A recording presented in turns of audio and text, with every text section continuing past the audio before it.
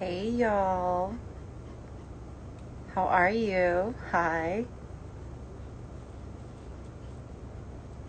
Hello, ma'am.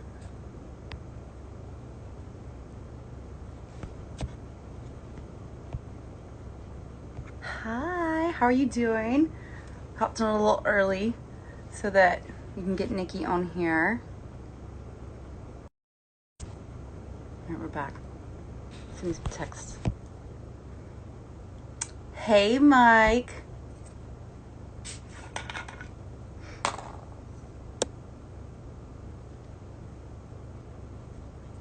Hi, how are you? Oh, this is so exciting. Okay, all right, we're waiting. We're waiting on Nikki. How's everyone doing? Are y'all excited? There she is. There she is.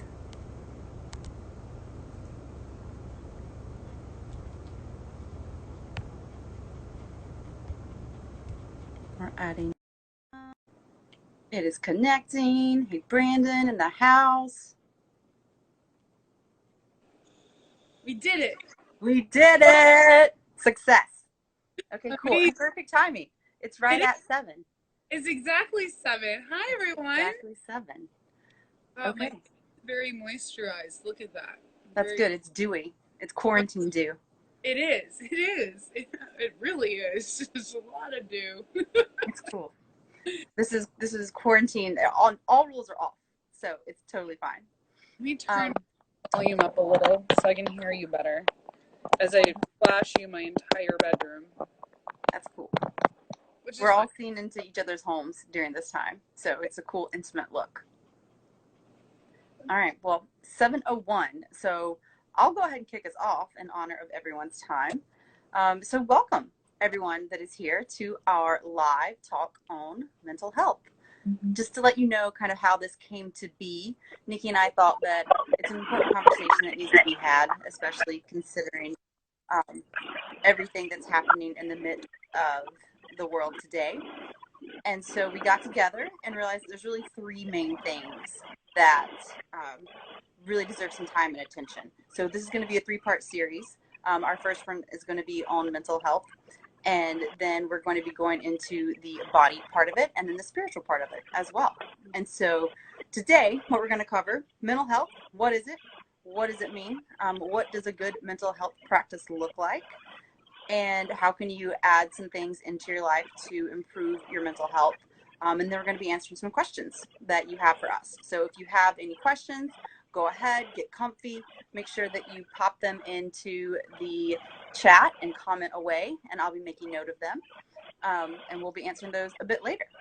So really quick, what qualifies us to be going over this info? First of all, we're not doctors, disclaimer.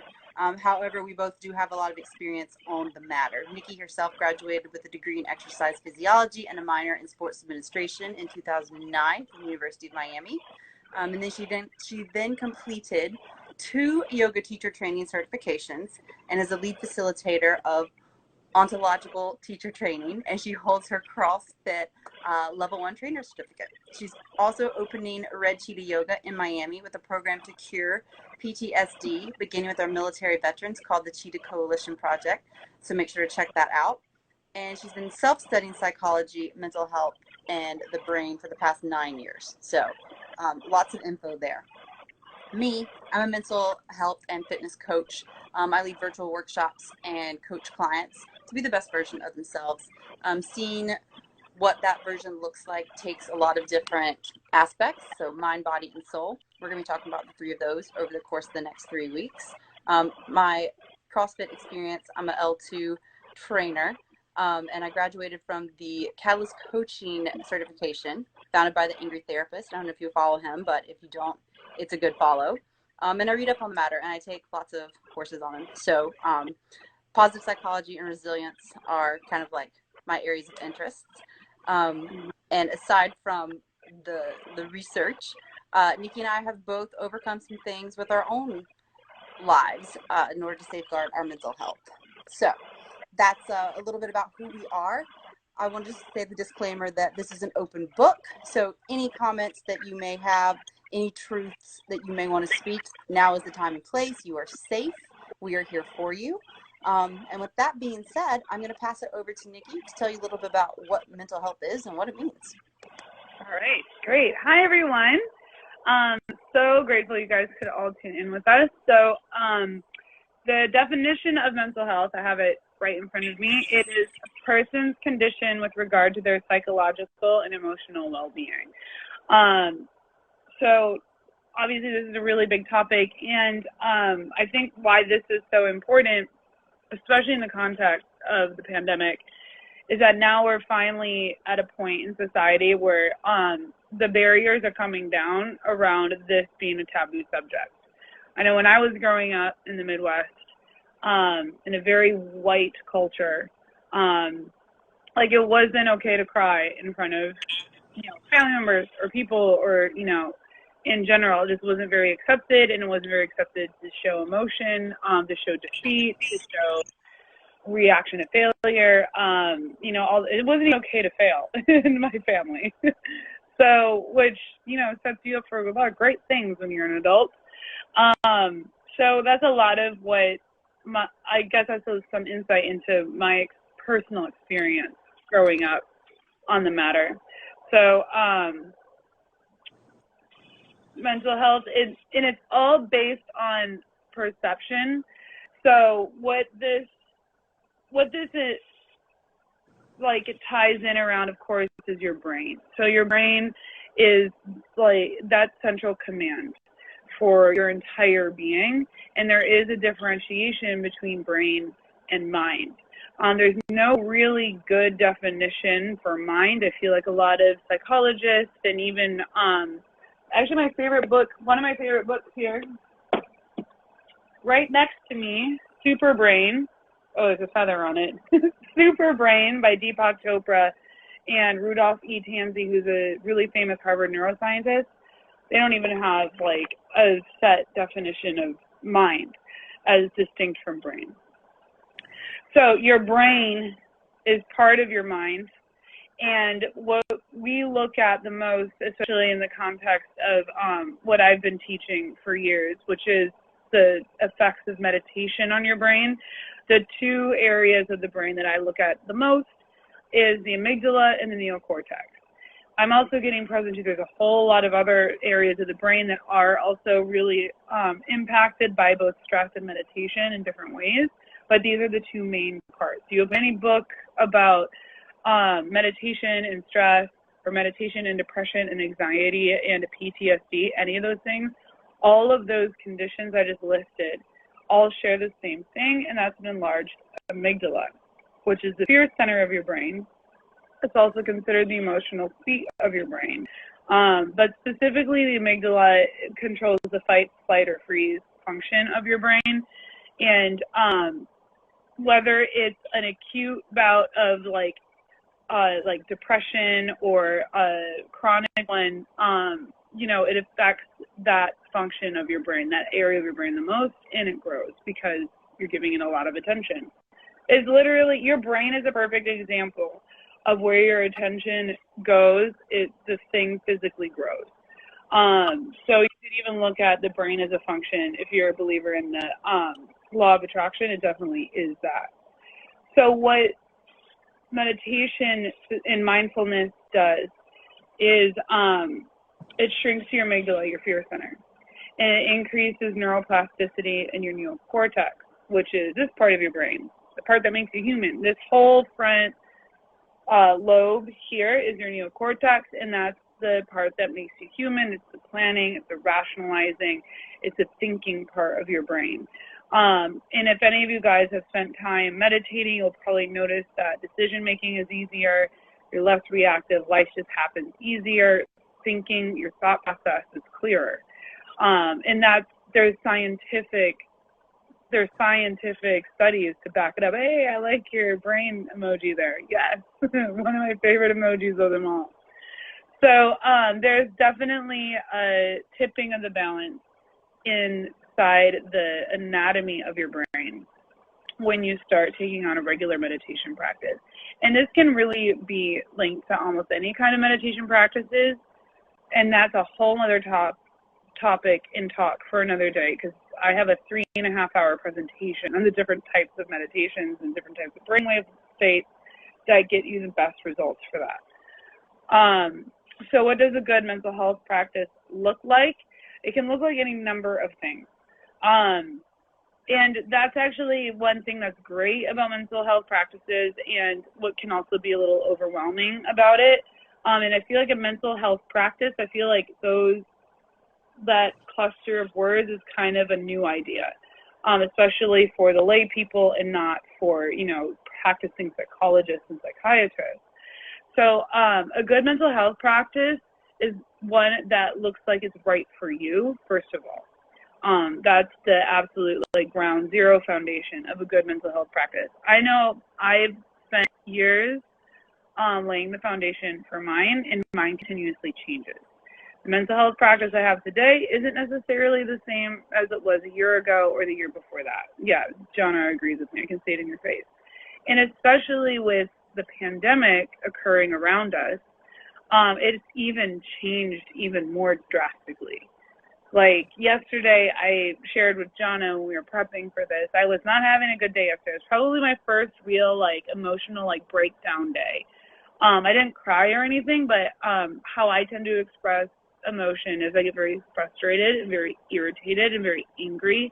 And yesterday I couldn't really find a real source for it, and it made me more frustrated and irritated and angry, to the point where these spots showed up on my white kitchen floor, and I didn't know why they were there or how they got there.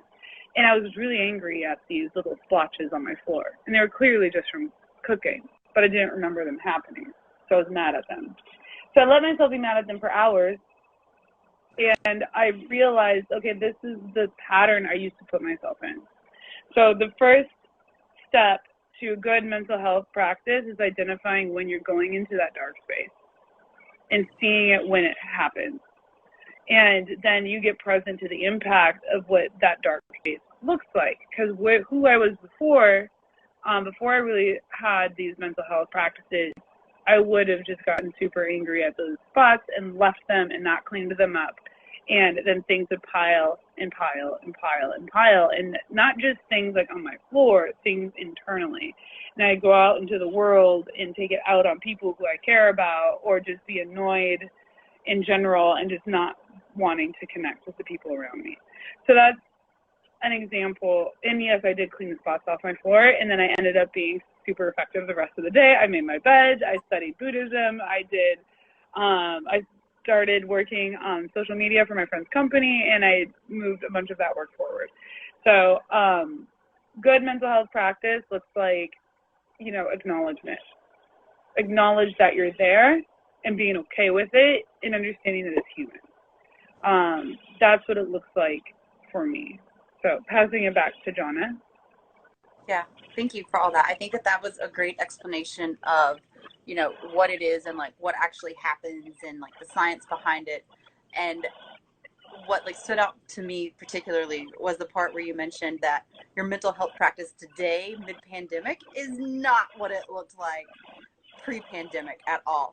And I think that it's super important to note, because it is something that ever evolves. Like you said, we as people are evolving. So it would be weird if the same thing that was a healthy mental practice for us whenever we were 14 is still healthy for us today. That doesn't make sense. Yeah, and no. So I didn't even know what mental health was when I was 14. I just cried and Same. Yeah, I would just cry and run to my room and ride my bicycle. But to your point, yeah, you were probably healthier than I was at 14. I don't know about that.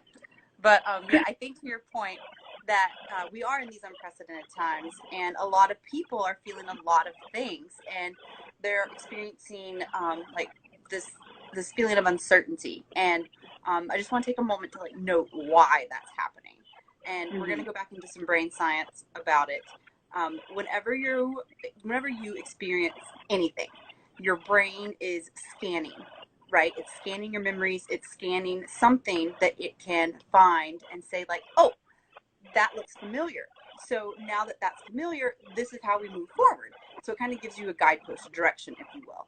And what's happening now since we're in the middle of unprecedented times, we've never been in a global pandemic before. Your brain's scanning and scanning and scanning and scanning, but it doesn't have anything to say, oh, hey, it reminds me of that. What it does come up with every once in a while is a memory that you've like recessed and locked away from like a movie that you saw or some other trauma that you experienced. Someone reached out to me and said that they've been thinking about their ex a lot lately and they don't know why, and that was bothering them.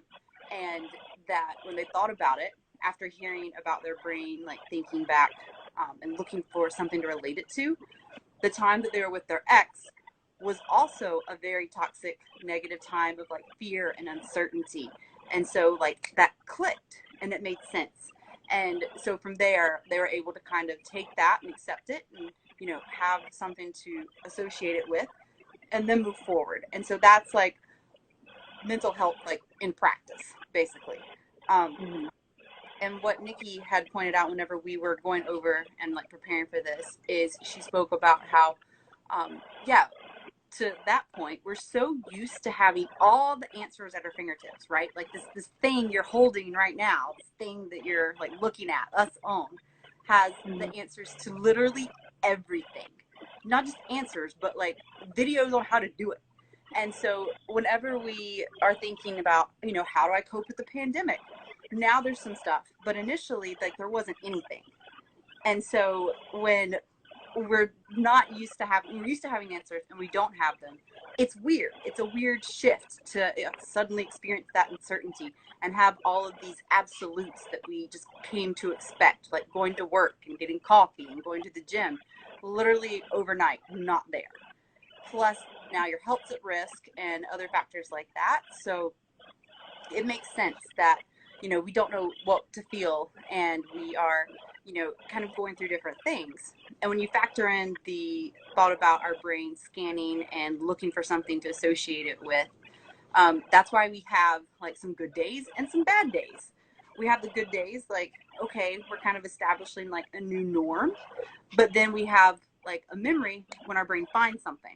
And it reminds us of that time. It reminds us of that toxic relationship. It reminds us of that scary movie that we saw that had a situation similar to this that like freaked us out, but we locked it away. And so then we have a bad day because that's on our mind and we don't know why.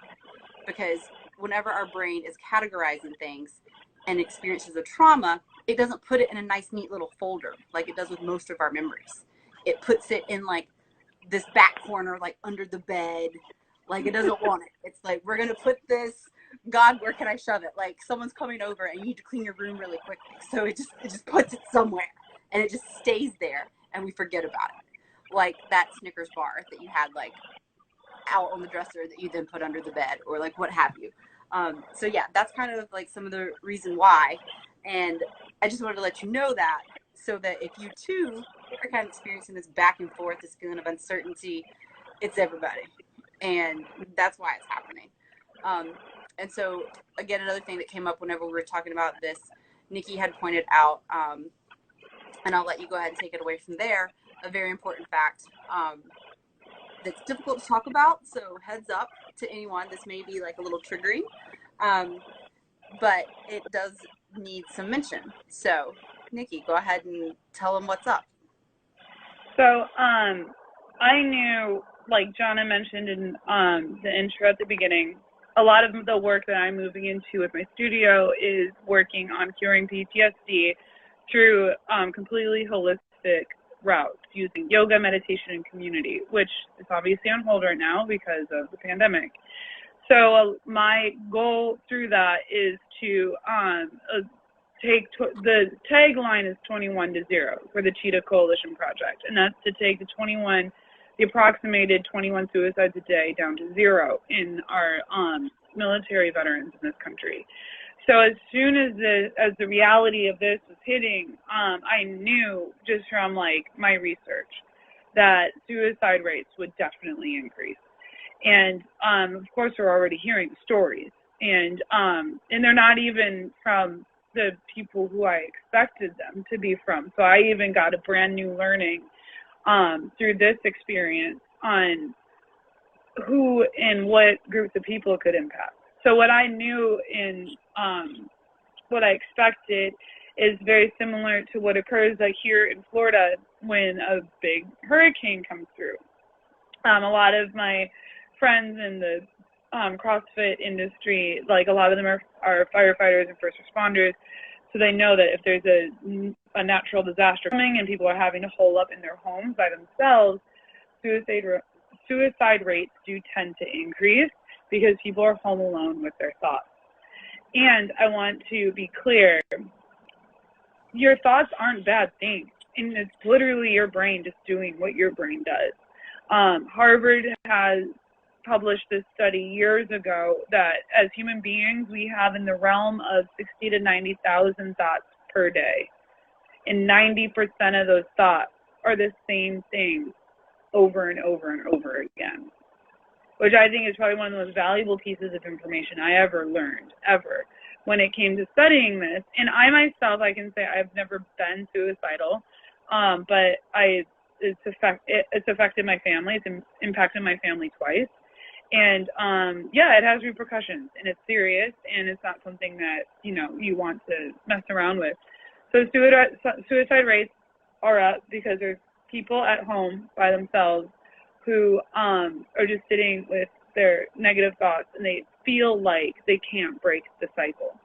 And I'm not on here to say, like, oh, you feel like you can, but you can't, but you actually can if you just tried harder. No, it's not that kind of a narrative that I'm trying to put out there. I get that. It's a very, very stuck feeling. I've been depressed. I've experienced grief. They're very, very stuck feelings.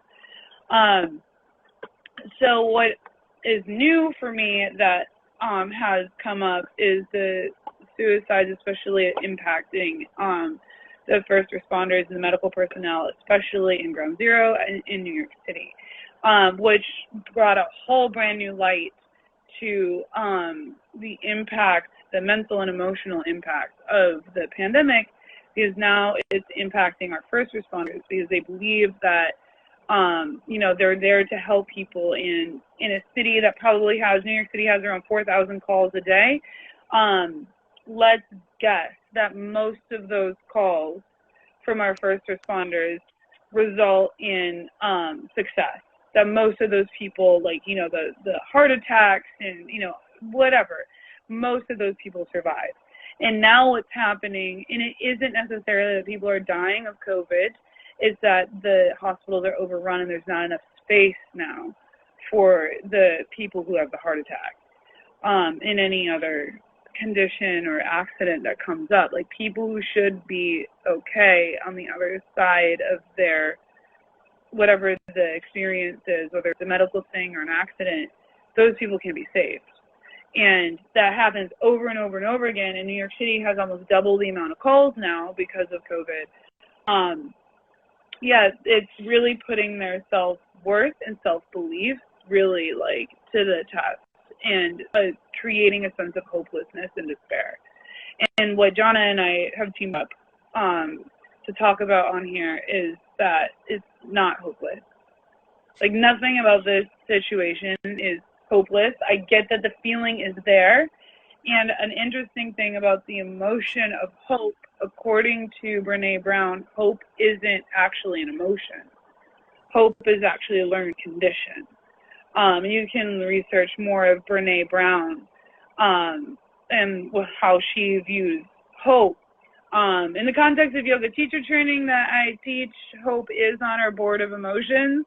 But according to one of the top researchers in the country, hope is a learned experience and it's not really an emotion.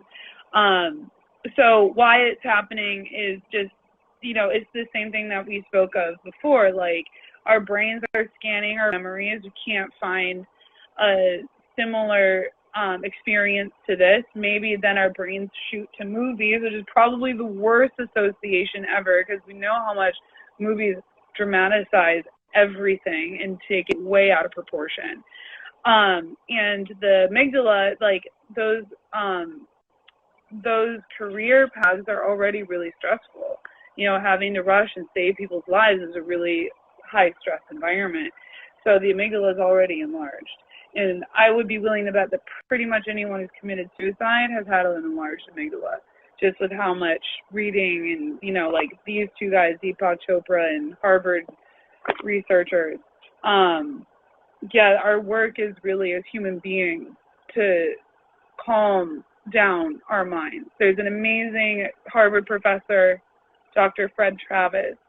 He researches transcendental meditation and how he describes, like what Johnna was saying, that our brains scan, how he describes that are like electrical marks that our brains have on the surface of our folds.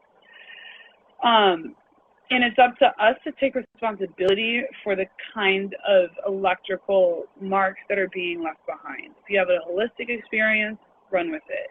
If you have something traumatic, it's really, really important to do something that'll calm and quiet your mind. And a lot of times that means talking about it. And to the right people too, of course, which is really important. So the work is to shrink your amygdala, increase the neuroplasticity of your neocortex. And people like Tim Ferriss, if you guys are familiar with Tim Ferriss,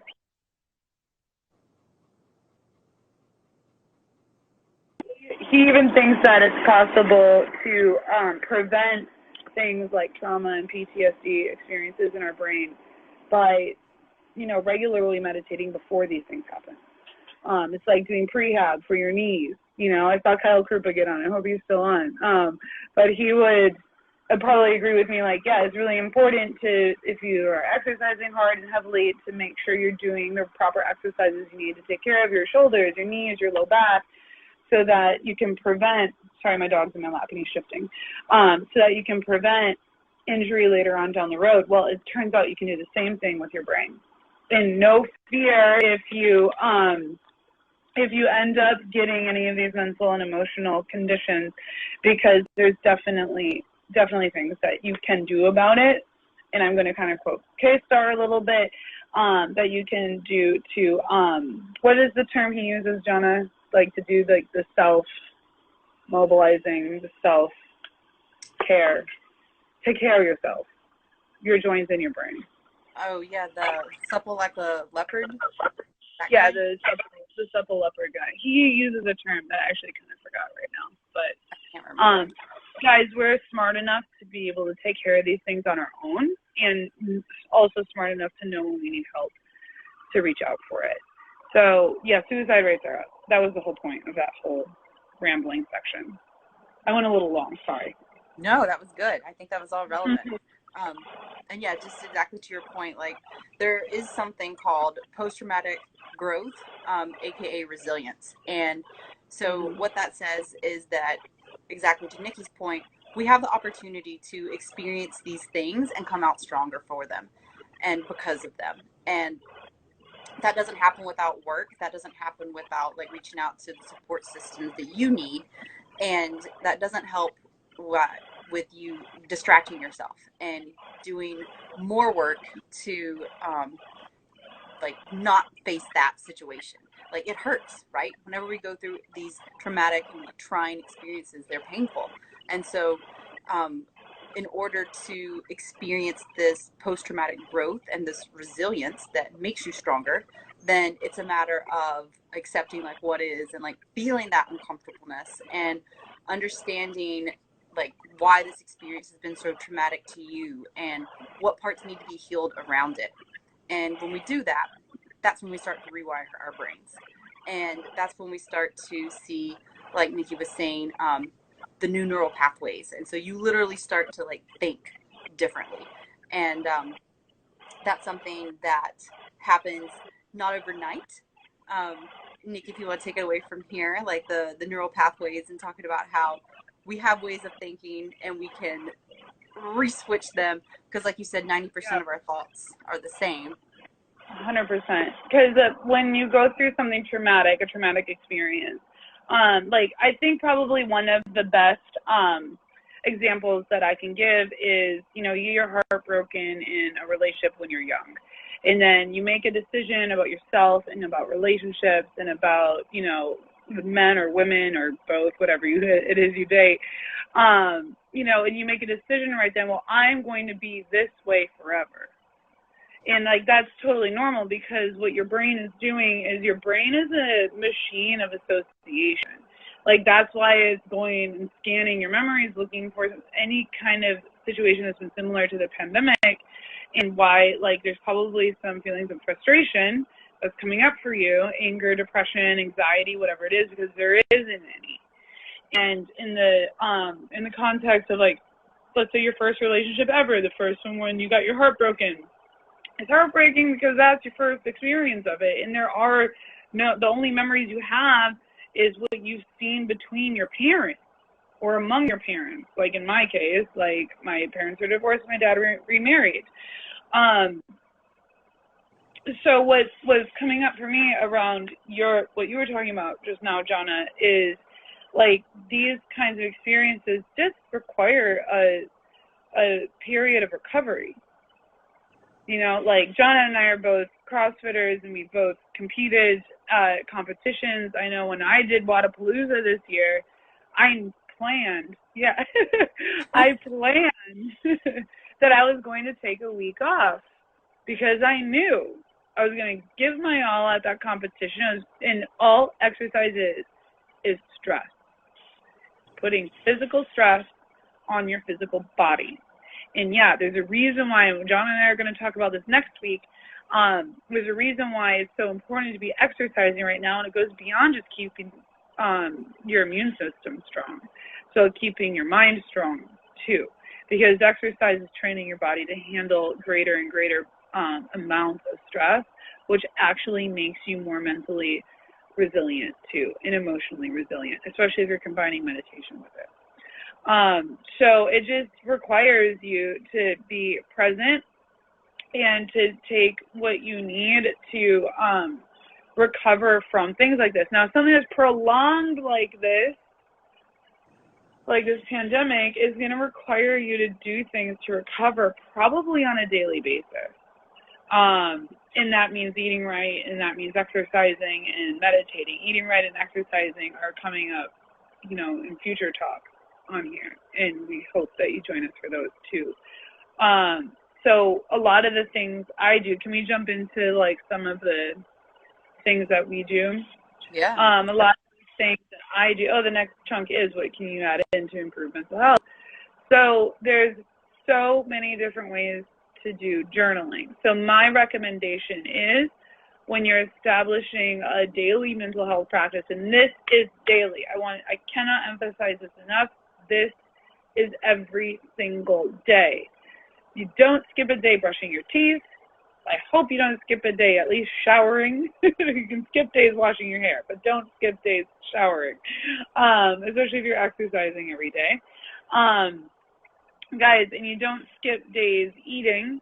Do not skip meditating and journaling every day. And the order is journaling and then meditation. And here's why. You want to journal everything out. You want to lay the foundation of being really committed to emptying out your mind. And that means emptying it out either into your laptop on a blank Word document. And actually, one of my favorite yoga teachers ever, shout out to Virginia Hayburn, she does a thing every morning called Minutes. And she opens up her laptop, puts on a timer, I want to say it's 5 or 10 minutes, and just writes absolutely everything that's in her brain. She puts it out on a Word document. It doesn't matter how ugly it is, how mean it is, how nasty it is, how beautiful it is, how sweet it is, how stupid it might seem.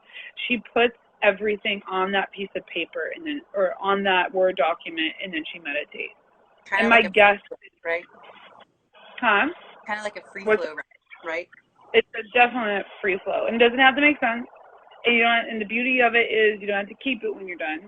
And actually, it might be powerful to just delete it completely and then meditate. What works for me, like typing is great because it's faster. It depends on how quick your brain moves, especially in relation to your fingers. I prefer writing. I'm very old school. I have the blank journals, and I write. And sometimes if there's things bothering me, I'll write that down. But mostly what my writing process is I pray for at least 4 things. One thing for myself, one thing for my company, one thing for my friends and family, and one thing for the world. I do those 4 prayers. Sometimes it's more than 4. And then since the pandemic started, I've been writing 55 things, numbering each one. Each entry is different. 55 things that I am thankful for. And every single sentence starts the same. I am so happy and fortunate that, I am so thankful for, I am so blessed for, or I'm so blessed that, and then I'll meditate. And actually, my meditation lately has been just straight yoga. I actually haven't been sitting down and meditating. I've just been doing really hard yoga practices with a really deep shavasana at the end. So that's my work around it. And I noticed, guys, your first line, I tell this to my students in yoga teacher training all the time. Your first indication, your first line of communication when you're talking to people is their facial expression. And I can always, always, always tell that I have been slipping in my mindfulness practice, which is the journaling and the meditation and yoga, when people make this face at me at things I say. Like that whole, like where did that come from? And I realized, because I have a tendency to, come off as being mean when I don't mean to be.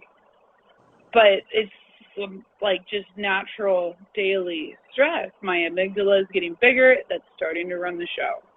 That's it. It's simple as that. Would that be, resting bitch face, what people refer to as that? Could that be why? I have that anyway. I have that anyway because my concentration face is that. My concentration face is resting bitch face, for sure. But it's when I'm in actual vocal conversation with people that it occurs. When I'm actually really paying attention to someone's face and making eye contact and all that. So that's my first. Yes, these are the physio. Yeah, you too. Yeah, that's and there's another thing that happens too. There's this part of your brain right behind your ear. I forget if it's on the right or the left, but it's right in this area, and I'll actually feel it tingle when I get really deep into meditation. Neuroplasticity occurs right here too in your brain, and this is actually the empathic part of your brain, the part that makes you feel connected to other people. That's why I said in the beginning there's a lot more to it than just your amygdala and your neocortex. It's the prefrontal something, really, really long name that actually is, it's actually like a list of letters. It's such a long name. But it's the empathic part of your brain. And that will actually increase in gray matter density also. So it's really important because the whole point, you'll be surprised that when you start a consistent meditation practice, how important human connection is. In that connection, there needs to be compassion. And being able to hear the other person well and to be heard well and to listen well. And that's all meditation is, listening. Yep. And which we're going to be talking about week 3, compassionate communication is a big part of Yep. that. Yep. Awesome. All right. So yeah, some other things, journaling, meditation, like you said, going for walks, things that help you feel grounded and create a sense of calm. And sometimes that looks like medication from a doctor. If you end up going to, there she or he is, or she. Yeah, so sometimes that looks like medication. Sorry, medication. Sorry. That's okay. That was not a good time to show my dog. No, you're totally fine. That's part of it. Your support animals, emotional support animals. So that's another option. True. So yeah, normalize therapy and normalize medication for therapy. All of that is good, as long as it contributes to your mental health and doesn't become like a crutch, but you're using it as a tool. With that being said, we have some questions. So if you have any questions that have come up while we've been on this talk, go ahead, comment them. We had a few questions that people had asked previously, so we're going to go through a couple of those and then any others that you may enter. So the first question was, I think that my friend might be struggling with their mental health. How can I offer support without overstepping any boundaries? Great question. And I think that first of all, to the person that came up with this or wrote this, just acknowledging that you're aware enough of your friends that you can make the observation is like a great thing. It's a great attribute. Like, it's a good friend to have. And anytime that you are approaching someone where you're not quite sure of the situation, especially when it can be like a delicate one, I think a good way to do it is to find some alone time for the two of you, whether that be face to face, whether that be via Zoom, since we're social distancing, setting up a FaceTime call, or even via text message, some private time where you just check in, like, hey, what's going on? Like, how are you doing? And genuinely come from a place of like curiosity and ask. And from there, if they start to open up, then getting curious about that. Like, if they start to tell you about this experience that they're having, then asking them to describe it a little bit more in detail so that you can really get a feel of what this experience is like for them. And go from there. Let them know that you are a support for them, that you're there for them if they want to talk, if you're comfortable with that. If not, that's A-okay too. And also make sure that you've done some homework preemptively before you have this talk with them, so that you can provide them with resources, whether it may be like a local counseling center or suicide prevention hotline, anything like that, so that you feel well equipped going into this conversation. And if they don't want to talk about it, then that's okay too. You don't want to push them to talk about something that they're not ready. Do make sure that you, again, just let them know that, hey, like, you're there if they do want to talk. And if they're not comfortable talking to you, they want, anonymous, then that service is provided or available as well, and making sure that you give them those resources. So that's how I would handle it if I feel, or if I notice that my friend or someone might be having, I don't know where I went, that my friend might be having. Did you double tap your screen? Yeah, if you double tap your screen, it flips it. I was like, it flips me. So yeah, that's some insight that I would offer. I actually want to add something to that. Yeah, go for it. Which, like, I didn't find it useful, but I know a lot of other people have found it extremely useful. It wasn't a good fit for me. But the therapy apps are great. Like, and especially if you're good at expressing yourself over text messaging, and it's kind of like having it like at your fingertips. So it's like, I really saw a lot of value in it, even though it wasn't the right fit for me, because I'm more of which we'll get into this later, I practice more ontology rather than psychology, which is kind of like psychology on steroids in a way, but it has totally different ways of doing things. But it was so great to just have my therapist at my fingertips. As soon as something would come up, I would type it in and I would send it and then we could handle it at our next session.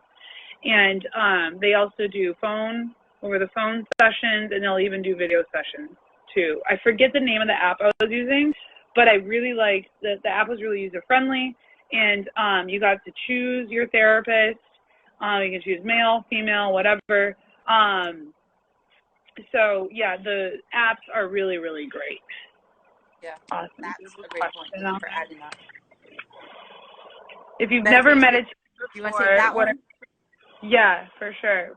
All right, this is an awesome question coming from Sarah Kate Saunders. If you've never meditated before, what are some good or easy ways to start, especially if you are surrounded by chaos, kids, animals, work, phone, etc.? So, awesome question, Sarah. I actually am doing live meditations on my Instagram twice a week right now, Mondays and Wednesdays at 7 p.m. And we do spend a little bit of time letting everyone kind of, divulge whatever they need to on the comments. And I usually have journaling questions set up beforehand for everyone to empty out. And then we move into breathing meditation. Now, as a yoga teacher and as a meditation teacher, in the research that's out there, I think breathing is the best meditation out there. Traditionally, breathing is not meditation in and of itself. It's a setup and a preparation for seated, still meditation. However, if you just have 2 minutes in the day, do breathing. I have 2 videos on YouTube. If you search Red Cheetah Yoga, you'll find it in the link in my personal bio. It's my company, the studio that I'm opening. It's the same name on YouTube. I have 2 videos. I have the tutorial video, and I have my practice. If you're new, do not do my practice. It's to the breathing rates and everything, and the breath holds are very long. Start with a tutorial.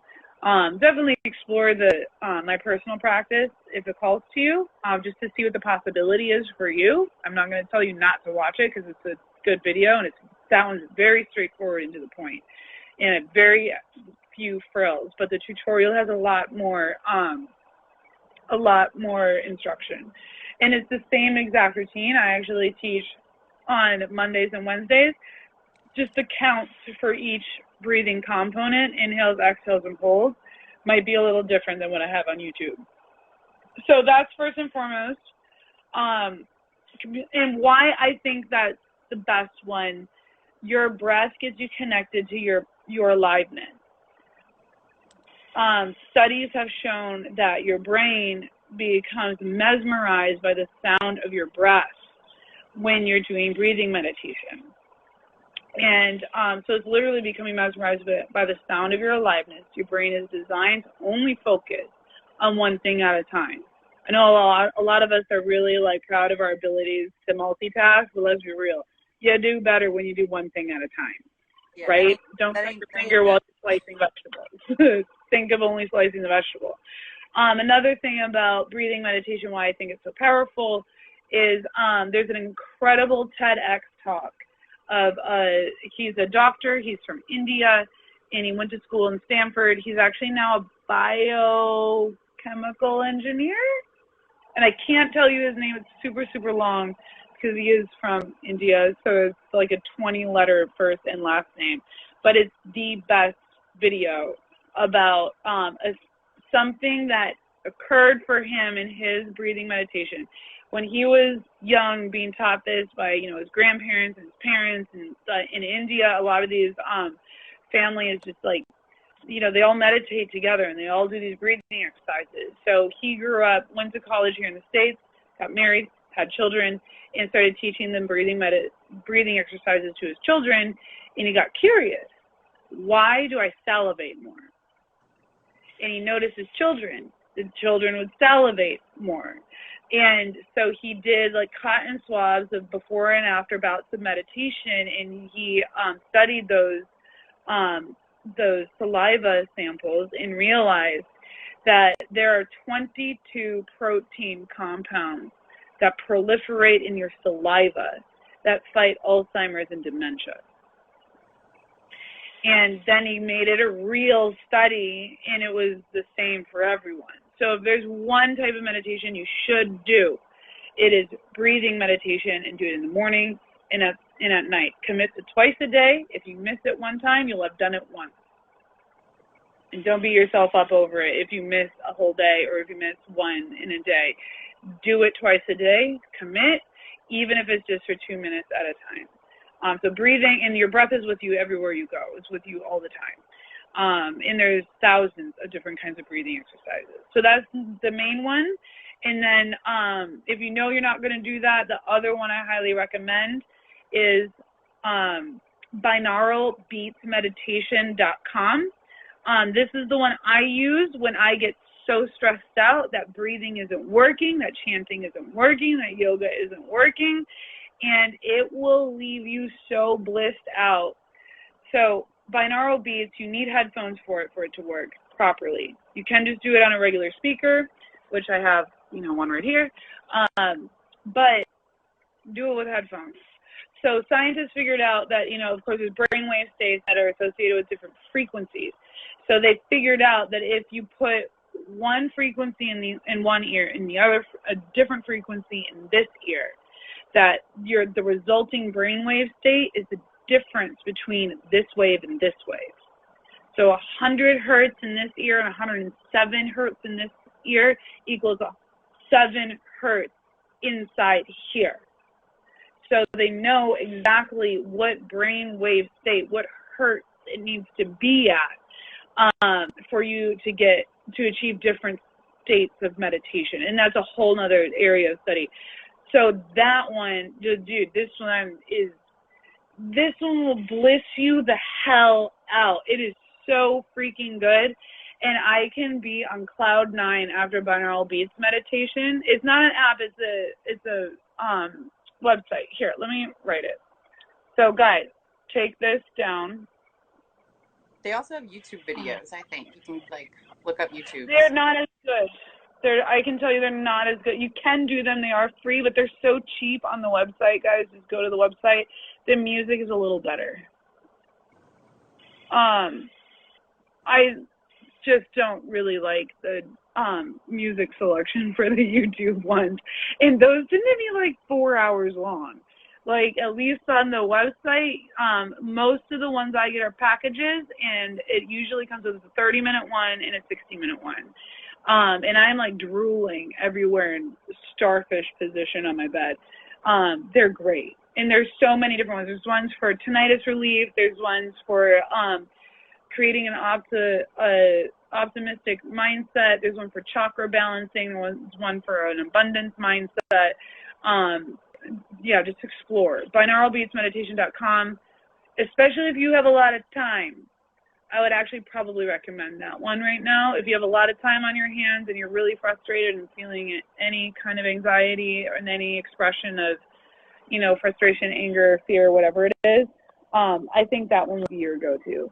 But do the breathing also. Cool. Thank you for all that.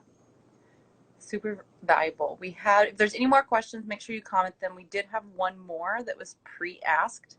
And we've got about 8 minutes left. So the second one was, Nikki, I'll let you take this one if you would like. I feel pretty good most of the time, but sometimes I feel really, really down and sad. Is that normal? First of all, there is no normal. I accidentally turned off my speaker and I missed what you said. I said, so the other pre-question. So it was, I feel really good most of the time, but sometimes I feel really, really down. Is that normal? And I just said, first of all, there is no normal. It's all relative. But yeah, if you want to go ahead in that one. It is all relative. And I love that you brought that up too, because my 3-hour presentation on the brain and what happens to your brain when you meditate. You can hear me, right? Yeah. Okay, great. So much of this is just based on perception. And I know that I've been kind of steering clear of people who have a doom and gloom and stress kind of reaction to this pandemic, because I know I need that for my mental health. And because my perception of this is that I'm actually taking advantage of the time. Like, is it not ideal right now? No. Is it in alignment with the plans and the goals I had at the beginning of the year? Absolutely not. But you know what? It's about being able to pivot and and it all relates back to how you perceive your life. And it really ties into what I brought up earlier about, the suicides in our frontline healthcare workers. Honestly, a lot of that is, it just comes from disalignment, from malalignment, bad alignment. Not being aligned is what I'm trying to say. And not that, not being aligned is bad or wrong. It's not. It's just being out of alignment, and it's just is what it is. So repeat the question one more time, because I know there was something else there that I had to answer. I feel pretty good most of the time, but sometimes I feel really, really down and sad. Is that normal? Yeah, actually, how I was going to respond to this, I talked about at the beginning of the video, was start small. Start really, really small. First of all, being able to even voice that question is really powerful, because another cool thing about your brain is your language center and your emotional center are separate parts of your brain. And if you ever have the experience in yourself or in others that, man, I'm feeling a certain type of way and I can't put words to it, well, no kidding. Those two parts of your brain, your emotional part of your brain is part of your limbic system. It's the oldest part of your brain. And language is very highly developed. It's very modern and new in the context of evolution. So those two parts of your brain don't really mix. And actually, one of the other things that meditation does do, another effect of neuroplasticity, is that it increases neural connection among all the different parts of your brain. So a stressed out brain, a non-meditated brain, is a brain that has a ton of separation and disconnection from all the different parts of it. And in a healthy brain, a meditated brain, is where the neural connections are increasing among all of them. So yeah, it's totally normal to get bouts of sadness and to feel that way. And I always preach in yoga teacher training, you can act your way into a new way of thinking, but you can't think your way into a new way of acting. Just like yesterday with the spots on my kitchen floor. I was getting angry at the spots on my kitchen floor. I was getting upset that my bed wasn't made yet. I was getting upset over dumb little things in my house. I'm like, I'm not stepping out there and interacting with people or even onto any kind of device until I clean the spots on my floor because it'll make me feel better. And then I made my bed, and then it turned into all of those things, and then it slowly started to make me feel better. And eventually it kind of broke that spell that I had over me. So yeah, it all, like, perception is huge. Perception is you know, what determines whether something in front of you is a goal or despair. And that's a lot of Brene Brown's, and I forget the other researcher right now. The researcher who created the word eustress, which is good kind of stress. There's two kinds of stress. There's distress and there's eustress. EUSTRESS is good stress, and that's stress that comes from good things happening in your life. So, and here's the funny thing, we might have two different words for bad stress and good stress, but guess what? Your brain and your endocrine system doesn't know the difference between the two. Has the same response. That's right. Well said. All right. Well, if there are no other questions, we do have 2 minutes. So if you want to go ahead and take us on home. All right. Well, conclusion time? Conclusion time. Great. Thank you so much, everyone, for getting on with us. Yeah, thank you for staying on. Yeah, thank you so much for sticking it out to the end. So this will be on our stories for the next 24 hours. I am also going to record it or screen record this and put it on the Red Cheetah Yoga YouTube channel. I don't know if you have a YouTube channel also, Johnna, that you might throw it up on as well. But yeah, so thank you guys for tuning in. Tune in next week, Tuesday, 7 p.m. Myself and Johnna, we are going to be covering physical health. So we wanted to separate those topics and to make them a little more easily digestible. So we look forward to moving the conversation forward, and please reach out between now and then if you guys have any questions, comments, concerns, anything to share. We're here. Yeah, great. Yeah, thank you. Yeah, thank you again. Like, to echo Nikki's sentiments, thank you for joining us and for being here. Yeah, we are here. We're both here. If you have any questions, comments, concerns, feedback, slide into our DMs. Feel free anytime. Open book.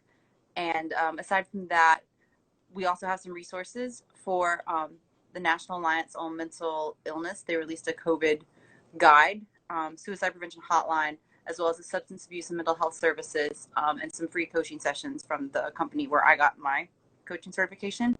And we're going to include that information. We can DM it to you if you want it now, but we're going to include it as well whenever we repost the videos. And I'll be posting mine via Instagram Live, or excuse me, Instagram TV, so you can see it there. So yeah, all right. My newsletter posts to Facebook, and if you want the Red Cheetah Yoga newsletter, just send me a message. So great. All right, we should probably get off before Instagram kicks us off. Yeah, it's about to cut us off in 50 seconds. Bye, y'all. Thank you. Have a great